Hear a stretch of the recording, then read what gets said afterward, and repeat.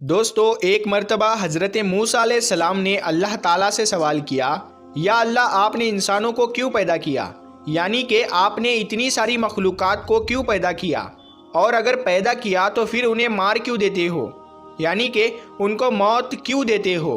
तो हज़रत मूसा अलैहिस्सलाम की इस सवाल का जवाब अल्लाह ताला ने जो दिया उसको सुनकर आप भी हैरान और परेशान हो जाओगे, और साथ ही साथ आपको ये भी मालूम चल जाएगा कि अल्लाह ताला अपने बंदों को क्यों पैदा फरमाता है और फिर उनको मार क्यों देता है।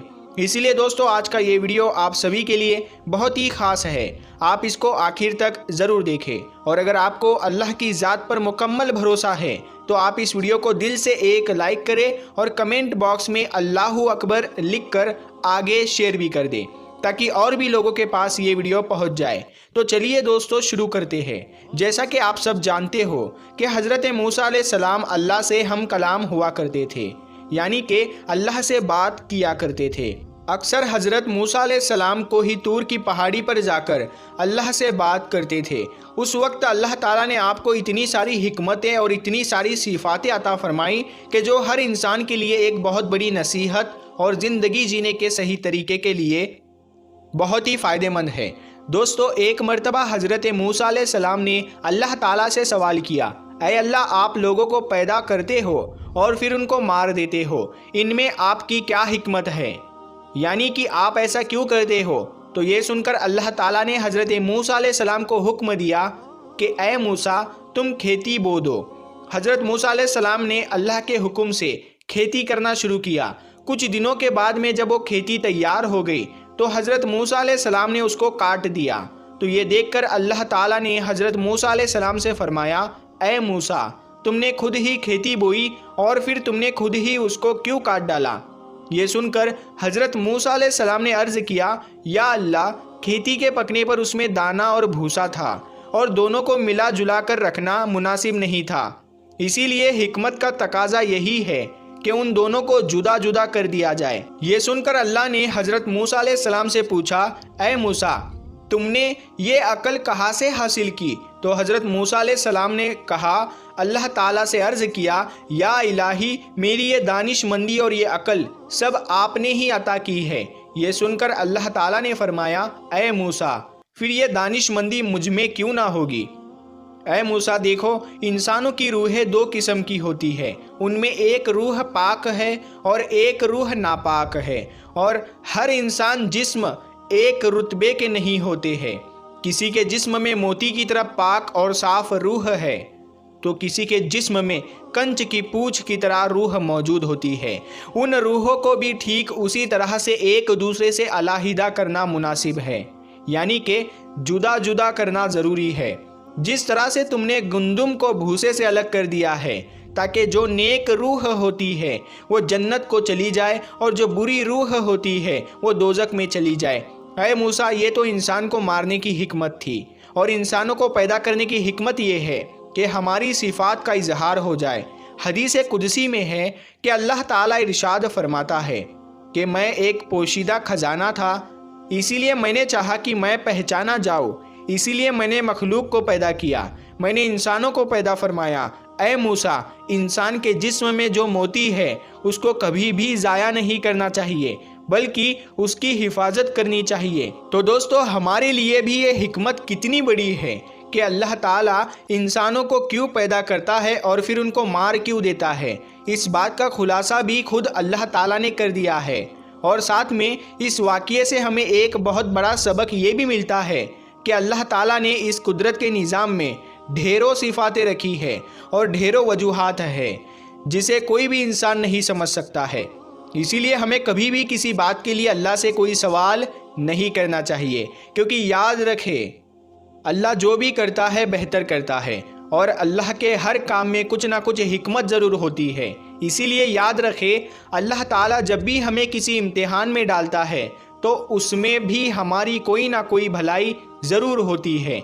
यानी कि अल्लाह की हर बात में कोई ना कोई हिकमत ज़रूर होती है, और अल्लाह के किए गए हर फैसले में बंदे का कोई ना कोई भला ज़रूर होता है, क्योंकि अल्लाह जो भी करता है अच्छा करता है, अपने बंदे के हक़ में करता है।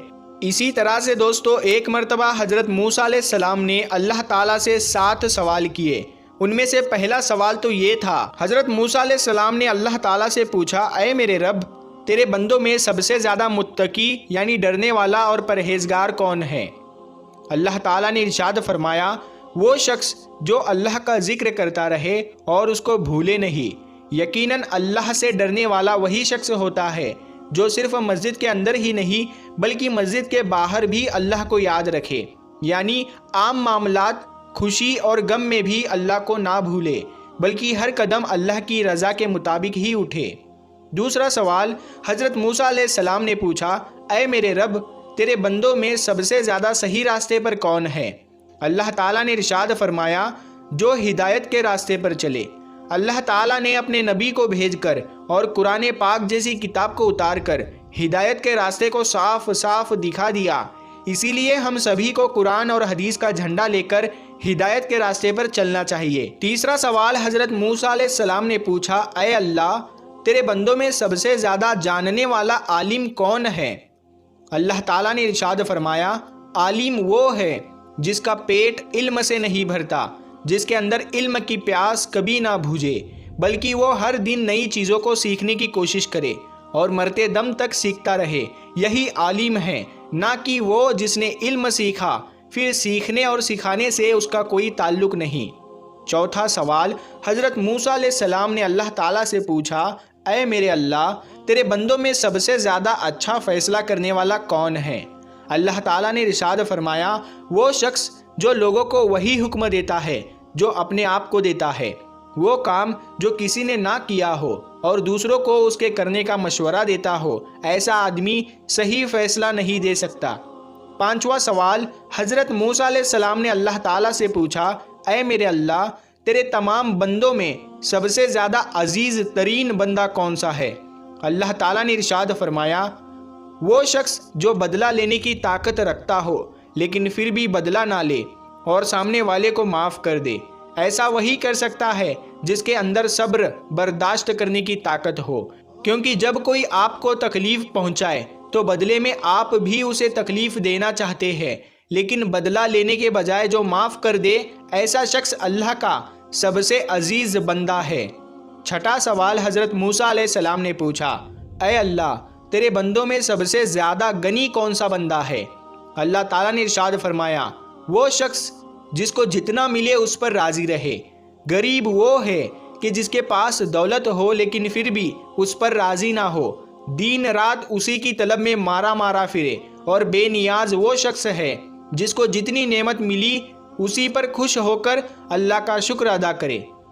ساتواں سوال حضرت موسیٰ علیہ السلام نے پوچھا، اے میرے رب، آپ کے بندوں میں سب سے زیادہ فقیر کون ہے؟